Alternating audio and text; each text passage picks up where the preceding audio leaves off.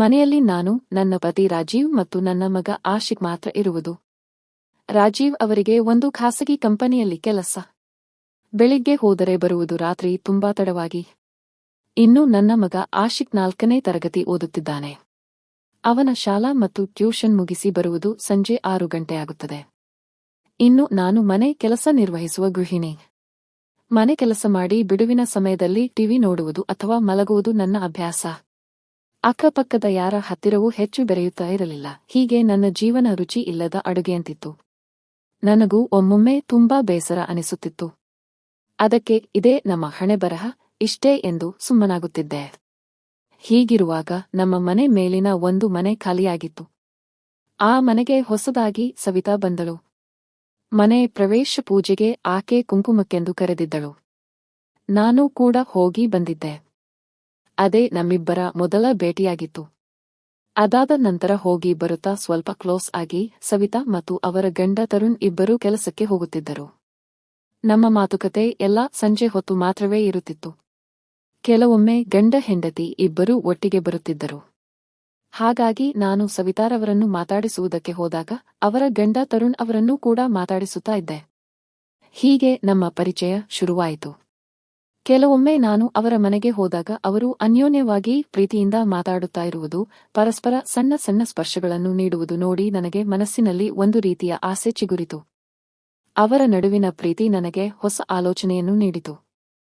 ಅಂತಹ ಒಂದು ಬಾಂಧವ್ಯ ನಮ್ಮಲ್ಲೇ ಇರಬೇಕಿತ್ತು ಅಂತ ಅನಿಸುತ್ತಿತ್ತು. ನನ್ನ ಜೀವನದಲ್ಲಿ ಏನೋ ಒಂದು ಕೊರತೆ ಇರುವುದನ್ನು ನಾನು ಅರಿತುಕೊಂಡೆ. ಬೆಳಿಗ್ಗೆ ಎದ್ದಾಗ ರಾತ್ರಿ ನನ್ನ ಆಲೋಚನೆಗಳು ನೆನಪಾಗಿ ಸ್ವಲ್ಪ ಮುಜುಗರವಾಯಿತು. ಹಾಗೆಯೇ ನಾಚಿಕೆನೂ ಆಯಿತು. ಮತ್ತೆ ಮನೆ ಕೆಲಸ ಮಾಡೋಕೆ ಹೋದೆ. ನನ್ನ ಗಂಡ ಮತ್ತು ಮಗನನ್ನು ಕಳುಹಿಸಿದ ಮೇಲೆ ಕೆಲಸ ಮುಗಿಸಿ ಬಂದು ಹಾಗೆ ಹಾಸಿಗೆ ಮೇಲೆ ಬಿದ್ದುಕೊಂಡೆ. ಏನಾದರೂ ಹೊಸದನ್ನು ಕಲಿಯುವ, ಹೊಸ ಅಭ್ಯಾಸಗಳನ್ನು ಬಳಸಿಕೊಳ್ಳುವ ಆಸೆ ಶುರುವಾಗಿತ್ತು. ಸುಮ್ಮನೆ ಕೂತು ಟಿವಿ ನೋಡುವುದರ ಬದಲು ಸಕ್ರಿಯವಾಗಿ ಏನಾದರೂ ಮಾಡಬೇಕು ಅಂತ ಅನಿಸಿತು. ತರುಣ್ ಒಬ್ಬ ಸೃಜನಶೀಲ ವ್ಯಕ್ತಿ ಅಂತ ಸವಿತಾ ಹೇಳಿದ್ದಳು. ಅವರೊಂದಿಗೆ ಮಾತಾಡುವುದು, ಅವರ ಆಲೋಚನೆಗಳನ್ನು ಕೇಳುವುದು ಒಳ್ಳೆಯದು ಅಂತ ಅನಿಸಿತು. ತರುಣ್ ಜೊತೆ ಏಕಾಂತ. ಒಂದು ದಿನ ಬೆಳಿಗ್ಗೆ ಮನೆ ಕೆಲಸ ಮುಗಿಸಿ ಪಾತ್ರೆಗಳು ಮತ್ತು ಬಟ್ಟೆಗಳನ್ನು ತೊಳೆದು ಒಣಹಾಕೋಕೆ ಮೇಲೆ ಹೋದೆ.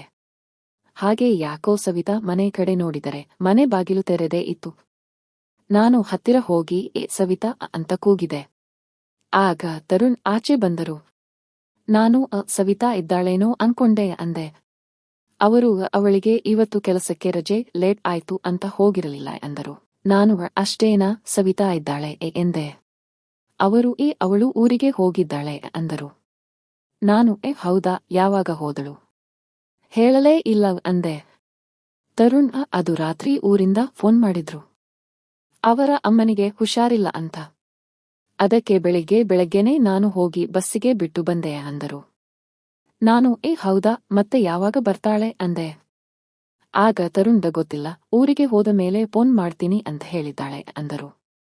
ನಾನು ಸರಿ, ನೀವು ತಿಂಡಿ ಏನು ತಿಂದ್ರಿ ಅಂದೆ. ತರುಣ್ ಏನೂ ತಿಂದಿಲ್ಲ, ಬಂದ ಹಾಗೆ ಮಲಗಿಬಿಟ್ಟೆ. ಈಗ ಏನಾದರೂ ಮಾಡ್ಕೋಬೇಕು ಅಂದರು. ಬೇಡ, ನಾನು ಪಲಾವ್ ಮಾಡಿದೆ ಅಂತ ತಂದು ಕೊಡ್ತೀನಿ ಅಂದೆ. ಆಗ ತರುಣ್ ಬೇಡ, ಯಾಕೆ ಸುಮ್ಮನೆ ತೊಂದರೆ ತಗೊಳ್ತೀರಾ ಅಂದ್ರು.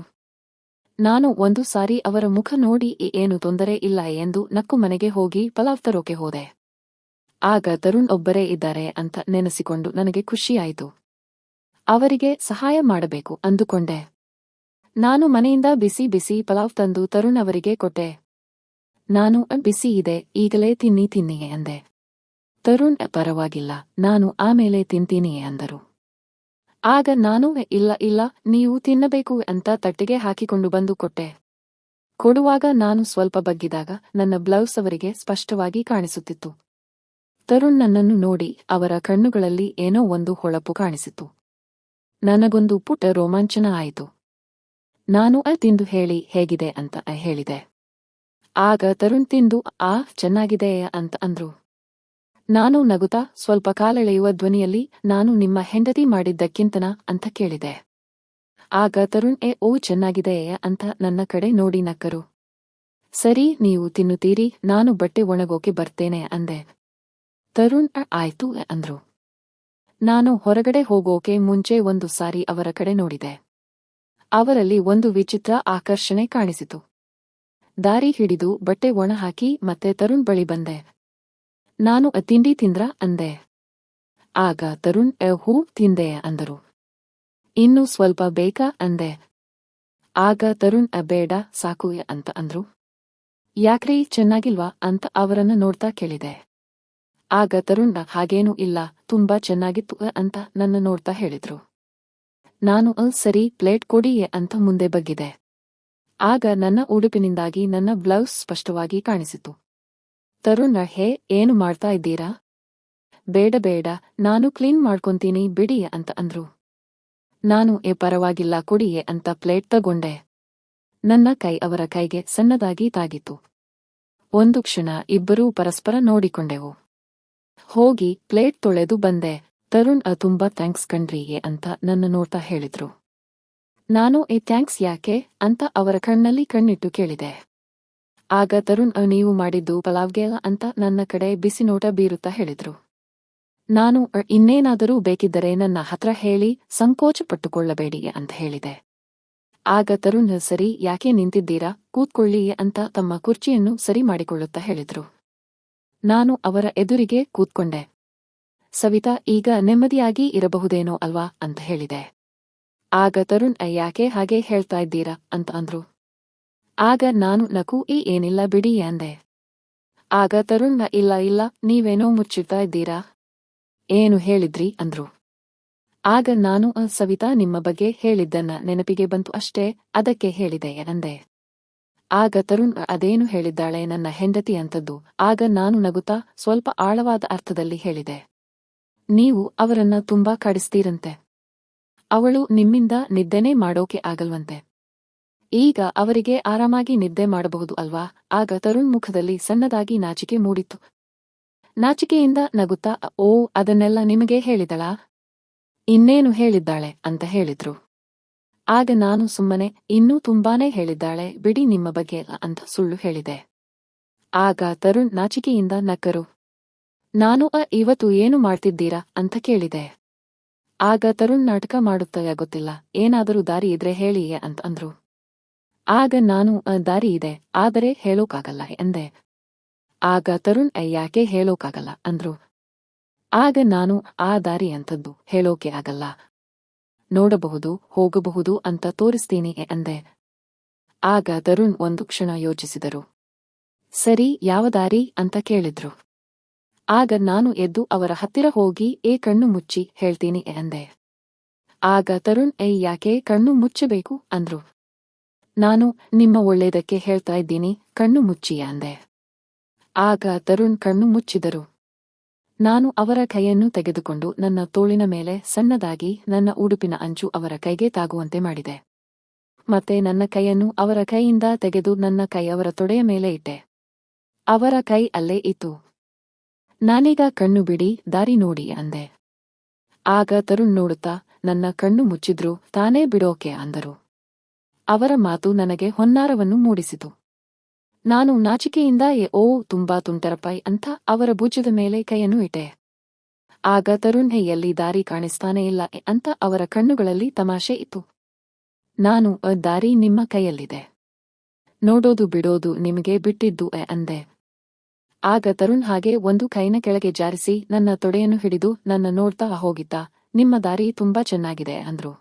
ನಾನು ಅದಕ್ಕೆ ನಿಮ್ಮ ಗಾಡಿಗೆ ಪರ್ಮಿಟ್ ಕೊಡ್ತಾ ಇರೋದು ನೋಡಿ ಏನು ಮಾಡ್ತೀರಾ ಅಂದೆ. ಆಗ ತರುಣ್ ತಮ್ಮ ಬೆರಳನ್ನು ನನ್ನ ತೊಡೆಯ ಮೇಲೆ ಆಡಿಸುತ್ತಾ ಇಂತಹ ದಾರಿ ಅಂದ್ರೆ ನನಗೆ ತುಂಬಾ ಇಷ್ಟ, ಇನ್ಮುಂದೆ ನನ್ನ ಗಾಡಿ ಯಾವಾಗಲೂ ಬರ್ತಾನೆ ಇರುತ್ತೆ ಅಂತ ಬೆರಳನ್ನು ಹಿಂದೆ ಮುಂದೆ ಮಾಡಿದ್ರು. ನನಗದು ರೋಮಾಂಚನ ಆಯಿತು. ಅವರ ಮಾತುಗಳು ನನ್ನ ಮನಸ್ಸಿನಲ್ಲಿ ಹೊಸ ಆಸೆಯನ್ನು ಹುಟ್ಟಿಸಿತು. ನಿಮ್ಮೊಂದಿಗೆ ಮಾತಾಡೋದು ತುಂಬಾ ಖುಷಿ ಕೊಡುತ್ತೆ ಅಂದೆ. ಅದಕ್ಕೆ ಅವರು ನಕ್ಕು ಈಗ ನೋಡಿ ಇನ್ನು ಎಷ್ಟು ಚೆನ್ನಾಗಿರುತ್ತೆ ನನ್ನ ಕೆಲಸ ಅಂತ ನನ್ನನ್ನು ಪ್ರೀತಿಯಿಂದ ನೋಡಿದ್ರು. ನಾವು ಹಾಗೆ ಸ್ನೇಹದಿಂದ ಮಾತಾಡುತ್ತಾ ನಮ್ಮ ಆಸಕ್ತಿಗಳನ್ನು ಹಂಚಿಕೊಂಡೆವು. ಆಗ ಅವರ ಮಾತು ಅವರ ನಗು ನನಗೆ ಹೊಸ ಹುರುಪನ್ನು ನೀಡಿತು. ನಾನು ಅವರನ್ನ ತಬ್ಬಿ ಹಿಡಿದು ಅವರಿಗೆ ಸಹಕರಿಸುತ್ತಿದ್ದೆ. ನನ್ನ ಕೆನ್ನೆ ಕತ್ತು ಕೈಗಳನ್ನು ಸವರುತ್ತಾ ಮಾತಾಡುತ್ತಾ ಇದ್ದೆವು. ತರುಣ್ ನನ್ನ ಮಾತನ್ನು ಆಲಿಸಿ ನನ್ನ ಆಲೋಚನೆಗೆ ಬೆಂಬಲ ನೀಡಿದರು. ನಾನು ನನ್ನ ಕೈ ಕೆಳಗೆ ಮಾಡಿ ಅವರ ತೋಳುಗಳನ್ನು ಹಿಡಿದುಕೊಂಡೆ. ಅವರ ಆಲೋಚನೆಗಳು, ಜೀವನದ ಬಗ್ಗೆ ಅವರ ದೃಷ್ಟಿಕೋನ ನನಗೆ ತುಂಬಾ ಇಷ್ಟ ಆಯಿತು. ನಂತರ ತರುಣ್ ಅವರೊಂದಿಗೆ ಕೂತುಕೊಂಡು ನಾವು ಹಾಸ್ಯಮಯವಾದ ಮಾತುಗಳನ್ನು ಆಡಿದೆವು. ಅವರನ್ನ ಗಟ್ಟಿಯಾಗಿ ತಬ್ಬಿಕೊಂಡು ನಿಮ್ಮ ಜೊತೆ ಮಾತಾಡುವುದು ನನಗೆ ತುಂಬಾ ಖುಷಿ ಕೊಡುತ್ತಿದೆ ಅಂತ ಅಂದೆ. ಅವರು ಕೂಡ ನಗುತ್ತಾ, ಇನ್ನೂ ಎಷ್ಟೋ ವಿಷಯಗಳಿವೆ, ಅವನ್ನ ಹಂಚಿಕೊಳ್ಳೋಣ ಅಂತ ಅಂದರು. ನಾವು ಸೋಫಾದಲ್ಲಿ ಕೂತುಕೊಂಡು ನೋಡುತ್ತಿದ್ದೆವು. ಈಗ ತರುಣ್ ಕೈಯನ್ನು ಹಿಡಿದುಕೊಂಡು, ಬನ್ನಿ, ಇನ್ಮುಂದೆ ನಿಮ್ಮ ಜೀವನ ಖಂಡಿತ ರುಚಿಯಾಗಿರುತ್ತೆ ಅಂತ ಅಂದರು. ತರುಣ್ ಮಾತುಗಳು ನನಗೆ ಹೊಸ ಭರವಸೆಯನ್ನು ನೀಡಿದವು. ಅವರ ಸ್ನೇಹದಿಂದ ಬೆರೆತ ನಂತರ ನನ್ನ ಜೀವನದಲ್ಲಿ ಬೇಸರ ಮಾಯವಾಗಿತ್ತು, ನಗುವಿನ ಕ್ಷಣಗಳು ಹೆಚ್ಚಾದವು. ಸಂಜೆ ನನ್ನ ಮಗ ಬರುವ ಸಮಯಕ್ಕೆ ನಾನು ನನ್ನ ಮನೆಗೆ ಬಂದೆ. ಮತ್ತೆ ರಾತ್ರಿ ಊಟ ಕೊಡೋಕೆ ಹೋದಾಗ ತರುಣ್ ನನ್ನನ್ನು ನಗಿಸುತ್ತಾ, ಇನ್ಮುಂದೆ ಹೀಗೆ ಸ್ನೇಹದಿಂದ ಇರೋಣ ಅಂತ ಅಂದರು. ಮಾರನೇ ದಿನ ಗಂಡ ಮತ್ತೆ ಮಗನನ್ನು ಕಳುಹಿಸಿ ತರುಣ್ ಮನೆಗೆ ಹೋದೆ. ನನಗೋಸ್ಕರ ಕಾಫಿ ಮಾಡಿಕೊಂಡು ಕಾಯ್ತಾ ಇದ್ರು. ತರುಣ್ ಅವರನ್ನ ನೋಡಿ ಸಂತೋಷವಾಯಿತು. ಹೀಗೆ ಸವಿತಾ ಬರುವವರೆಗೂ ನಮ್ಮಿಬ್ಬರ ಸ್ನೇಹ ಮತ್ತೆ ಮಾತುಕತೆ ನಿರಂತರವಾಗಿ ನಡೆಯಿತು. ಈ ಸ್ನೇಹ ನನ್ನ ಜೀವನದಲ್ಲಿ ಹೊಸ ತಿರುವನ್ನು ನೀಡಿತ್ತು.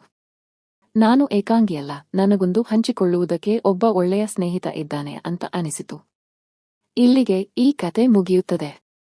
ಸ್ನೇಹಿತರೆ, ನಿಮಗೆ ಈ ಕತೆ ಇಷ್ಟವಾಗಿದ್ದರೆ ಲೈಕ್ ಮಾಡುವುದನ್ನು ದಯವಿಟ್ಟು ಮರೆಯಬೇಡಿ. ಮತ್ತೆ ಇಂತಹ ಇನ್ನಷ್ಟು ಕತೆಗಳಿಗಾಗಿ ನಮ್ಮ ಚಾನಲ್ ಅನ್ನು ಸಬ್ಸ್ಕ್ರೈಬ್ ಮಾಡಿಕೊಳ್ಳಿ. ಮತ್ತೆ ಸಿಗೋಣ. ಧನ್ಯವಾದಗಳು.